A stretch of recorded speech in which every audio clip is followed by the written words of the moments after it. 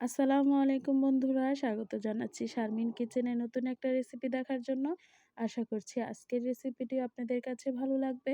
আজকের রেসিপি বরিশালের বিখ্যাত রসপাক্কন পিঠা।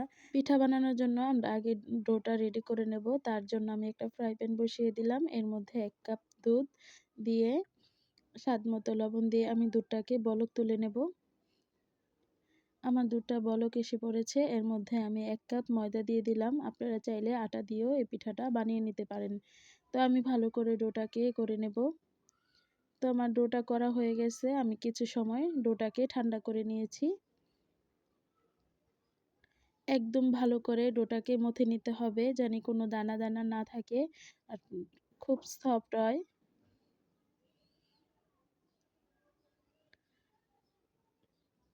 আমি কিছু সময় ডোটাকে মথে নিলাম। এখানে আমি একটা ডিম নিয়ে নিলাম। ডিমটাকে ভালো করে ফেটিয়ে নেব। আমার ডিমটা ফ্রিজে ছিল না। আপনাদের ডিম যদি ফ্রিজে থাকে তাহলে অবশ্যই কিছু সময় আগে বের করে রাখবেন। তো আমি ডিমটাকে ভালো করে ফেটিয়ে নিয়েছি। নিয়ে এর মধ্যে আমি অর্ধেকটা ডিম দিয়ে আমি ভালো করে মথে নিয়েছি। আমার পুরোটা ডিম লাগেনি, যতটুক লেগেছে ততটুকুই দিয়েছি। আপনারাও এই যে দেখেন, আমি ডিমের 3 ভাগের 2 ভাগ দিয়েছি আর 1 ভাগ রেখে দিয়েছি। আর এখানে আমি ভালো করে মথে নিয়েছি।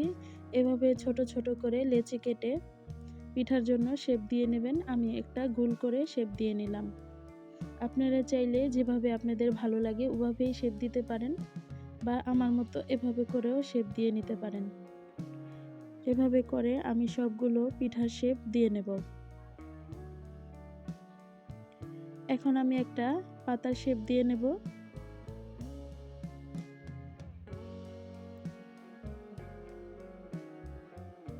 এই যে এভাবে করে আমি একটা পাতার শেপ দিয়ে নিলাম।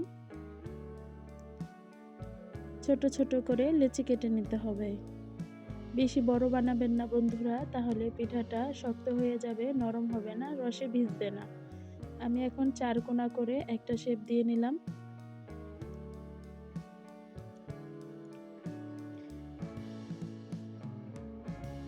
যেভাবে করে আমার সবগুলো শেপ দেওয়া হয়ে গেছে।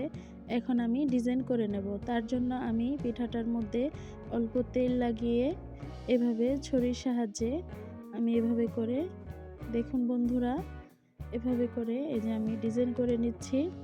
কাঠির সাহায্যে এভাবে করে আমি দিয়ে নিচ্ছি। দেখুন বন্ধুরা, মাশাআল্লাহ কত সুন্দর হয়েছে পিঠাটা। আপনাদের সাথে এখন আমি একটা পাতার ডিজাইন করে দেখাবো। তার জন্য এখানে আমি তেল লাগিয়ে নিলাম।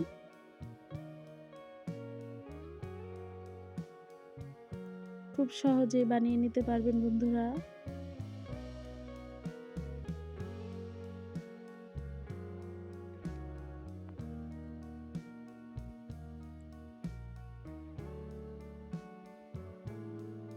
দেখে বুঝে নিতে হবে।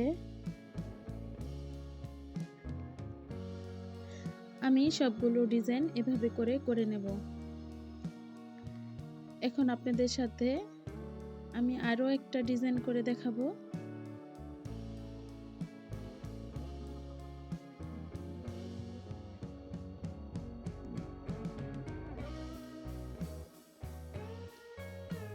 দেখুন বন্ধুরা, কত সুন্দর করে নিচ্ছি।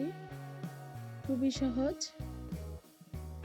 আজকের রেসিপিটি আপনাদের কাছে কেমন লাগলো অবশ্যই কমেন্ট করে জানাবেন। আপনাদের একটি কমেন্টে আমাকে অনেক উৎসাহিত করবে নতুন একটা ভিডিও বানানোর জন্য।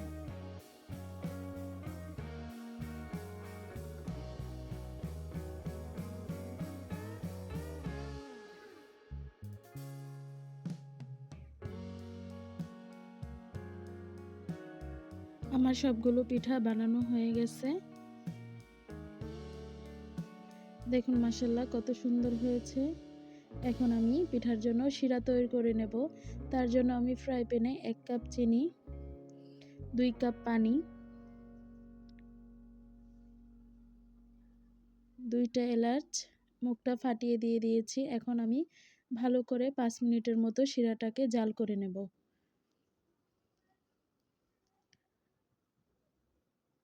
আমি শিরাটাকে ভালো করে জাল করে নিয়েছি। নিয়ে আমি নামিয়ে নিলাম। আমি কড়াইয়ের মধ্যে তেল দিয়ে তেলটাকে হালকা করে গরম করে নিয়েছি। এর মধ্যে একে একে আমি সবগুলো পিঠা দিয়ে আমি পিঠাগুলো ভেজে নেব।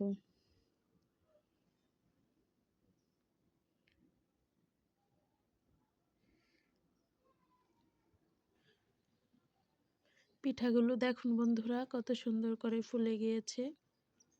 এখন আমি পিঠাগুলো উল্টিয়ে দেব, দিয়ে কালার আসার আগ পর্যন্ত ভেজে নেব।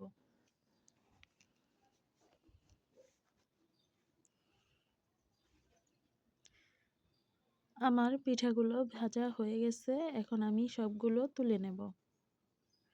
বেশি লাল করে ভাজা যাবে না, তাহলে রসে ভিজবে না। এখানে আমি শিরার মধ্যে পিঠাগুলো ভিজিয়ে রাখবো 4 থেকে 5 ঘন্টা।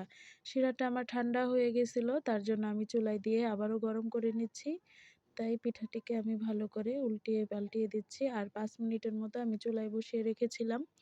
তো 5 মিনিটের চুলায় বসিয়ে রেখে আমি 4-5 ঘন্টা রসে ভিজিয়ে রেখেছিলাম। তো 4-5 ঘন্টা পর দেখুন বন্ধুরা, পিঠাটা কত সুন্দরভাবে ফুলে গিয়েছে আর রসে টুপো টুপো হয়ে রয়েছে। তো আজকের রেসিপিটি যদি ভালো লাগে প্লিজ একটি লাইক দিয়ে আমার চ্যানেলটি সাবস্ক্রাইব করে আমার পাশে থেকে যাবেন। সবাই ভালো থাকবেন। চলে আসবো নতুন একটা রেসিপি নিয়ে।